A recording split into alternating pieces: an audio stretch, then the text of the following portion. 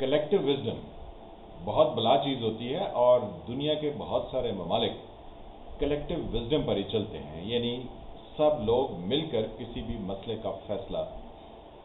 یا اس کے بارے میں اپنی رائے کا اظہار کرتے ہیں۔ آپ برطانیہ کو ہی لے لیجئے، وہاں کئی باتوں پر ریفرینڈم ہوتے ہیں۔ یورپین یونین سے نکلنا ہے یا یہ نہیں نکلنا، یہ نہیں ہے کہ کیبنٹ میں اس کا فیصلہ ہو گیا، بلکہ اس کے لیے لوگوں سے رائے لی جاتی ہے۔ اسی طرح آپ کئی اور دنیا کے ممالک دیکھیں تو کلیکٹیو وزڈم پر زور دیا جاتا ہے، کیونکہ اس سے معاشرے میں بحث مباحثہ ہوتا ہے، لوگ اس کے اچھائی برائی سب آپ کے سامنے کھول کر بیان کر دیتے ہیں اور آپ سمجھ جاتے ہیں، یعنی تمام افراد اس ملک کے، کہ ہمیں کیا کرنا چاہیے، کیسے کرنا چاہیے۔ لیکن پاکستان افغانستان کے بعد دنیا کا شاید وہ پہلا یا دوسرا ملک ہے جس کے تمام فیصلے بند دروازوں کے پیچھے چند افراد کرتے ہیں، یعنی جو عقل کل ہیں اس ملک کے، وہ فیصلے کرتے ہیں۔ جب اس طرح کے فیصلے ہوتے ہیں اور ملک کی خیر سے 72-73 سال کی اگر ہسٹری ہو، تو پھر وہ جس نہج پر 2022 میں پہنچا ہے، وہ اپنے انجام کو یا اپنے حالات کو جس طریقے سے فیس کر رہا ہے، وہ بالکل ان بند دروازوں کے پیچھے فیصلوں کی نشاندہی کرتے ہیں۔ اب 2-3 چیزیں آپ سے شیئر کرنی ہیں۔ ایک تو القاعدہ کے جو سربراہ تھے ایمن الزواری، جن کو نشانہ بنا کے امریکہ نے فارغ کر دیا۔ دوسرا، ایک ہمارا فوجی ہیلی کاپٹر جو کہ سیلاب زدگان کی مدد کے لیے بلوچستان میں تھا، وہ لاپتہ ہو گیا، پھر پتہ چلا کہ اس میں سوار تمام افراد جو کہ ہماری مسلح افواج سے تھے وہ شہید ہو گئے۔ اور اس کے ساتھ یا ان واقعات کے اوپر عمران خان صاحب اور ان کی پی ٹی آئی نے جو ٹرینڈز چلائے، اس کے کیا نتائج نکلے اور اب ہم کہاں کھڑے ہیں اور ہماری دنیا میں کیا قدر و منزلت ہے یا دنیا ہمیں کس نگاہ سے دیکھتی ہے۔ پھر اس کے ساتھ ہی نواز شریف صاحب جو کچھ کہتے تھے، اس کا عمران خان اور پی ٹی آئی کی موجودہ صورتحال سے کیا تعلق ہے۔ کلیکٹیو وزڈم کے لیے جب لیڈر باہر نکلتے ہیں اور وہ کام کرتے ہیں تو وہ کلیکٹیو وزڈم پر پھر عمل پیرا ہوتے ہیں، اور عمل پیرا ہوتے ہوئے بعض دفعہ انہیں اپنی جان سے بھی جانا پڑتا ہے، یا وہ پھانسی چڑھ جاتے ہیں یا وہ گولی کھا لیتے ہیں، لیکن وہ یو ٹرن نہیں لیتے ہیں اور وہ یہ نہیں کہتے ہیں کہ یہاں سے مکر جانا، دغا دینا اور دغا دیجئے گا مکر جائیے گا، پھر وہ یہ کام نہیں کرتے ہیں، بلکہ وہ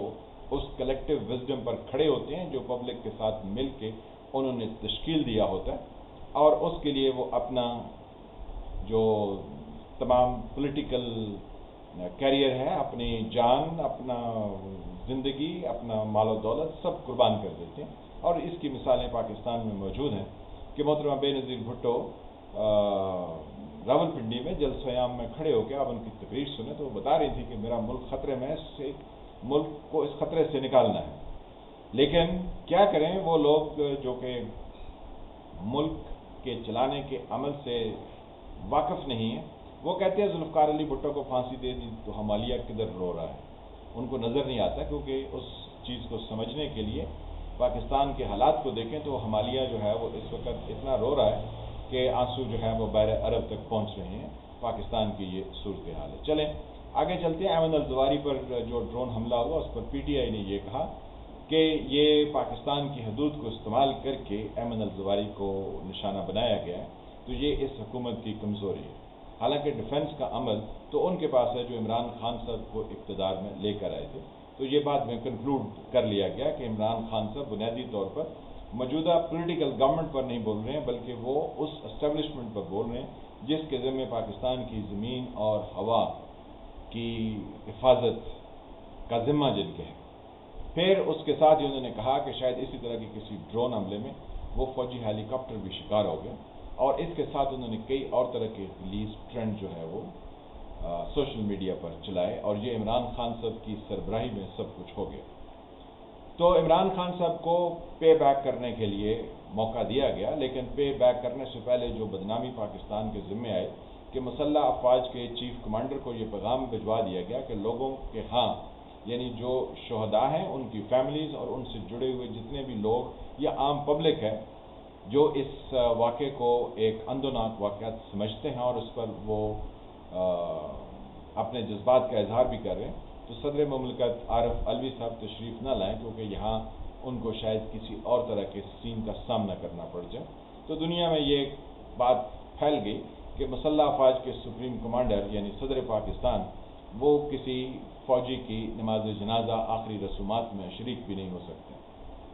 تو یہاں سے پاکستان کے آپ کو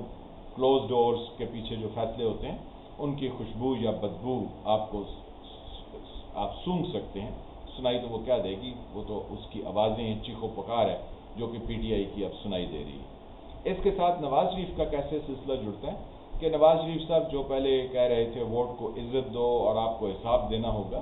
تو وہ آج سے کچھ مہینے پہلے پرانی تنخواہ پر کام کرنے کے لیے راضی ہو گئے اور اپنے تمام لوگوں سے کہا کہ آپ پرانی تنخواہ پر کام کر لیجئے، اب کچھ آگے نہیں ہو سکتا کیونکہ میں اپنی جان پیش نہیں کر سکتا ہوں، کیونکہ جان کا نذرانہ پیش کرنے کے لیے تو آپ کی کمٹمنٹ ضروری ہے، اور جب آپ ووٹ سے نہ آئے ہوں، نہ آپ کا یہ انداز ہو کہ آپ لوگوں کے ساتھ چل کے آ سکتے ہیں، بلکہ ساز باز کر کے بند دروازوں کے پیچھے سے آتے ہیں، تو پھر ویسے ہی ہوتا ہے جیسے اس وقت موجودہ شہباز شریف کی حکومت ہے۔ اب عمران خان صاحب کو بھی الیکشن کمیشن آف پاکستان سے جو چیز دکھائی گئی، اور پھر جب یہ سارا کچھ عمران خان صاحب نے سوشل میڈیا پر یہ ٹرینڈ چلایا تو ان کو بتایا گیا کہ آپ کس کھیت کی گاجر یا مولی ہیں، آپ پرانی تنخواہ پر آ جائیے، بندے کے پتر بن جائیے تو آپ کو شاید کچھ رعایت دی جا سکتی ہے، لیکن اگر آپ نہیں کریں گے تو عمران خان صاحب نے کیا، انہوں نے کہا اگر کی کوئی بات نہیں ہے، میں جو ہے وہ پرویز لائی کو اور پرویز خٹک کو دونوں کو آپ کے پاس بیک ڈور گفتگو کے لیے دیتا ہوں، آپ ان کے ساتھ چیزیں کیجئے۔ تو یہ بات اب چل رہی ہے، اب آنے والا وقت بتائے گا کہ اس کا فائدہ عمران خان صاحب کو ہوتا ہے یا ان کی لوفر لفنڈر پارٹی جو لیفٹ اور رائٹ ان کے ساتھ بیٹھے ہوتے ہیں، ان میں کوئی سنجیدہ شخص آپ کو دکھائی نہیں دے گا، سب لونڈے لپاٹے عمران خان خود بھی وہ ویسے ہی ہیں، تو ان کے ساتھ وہ بیٹھے ہیں جن کے ہاتھ میں ایک ایٹمی طاقت کی باغ ڈور 3.5 تک دیے رکھی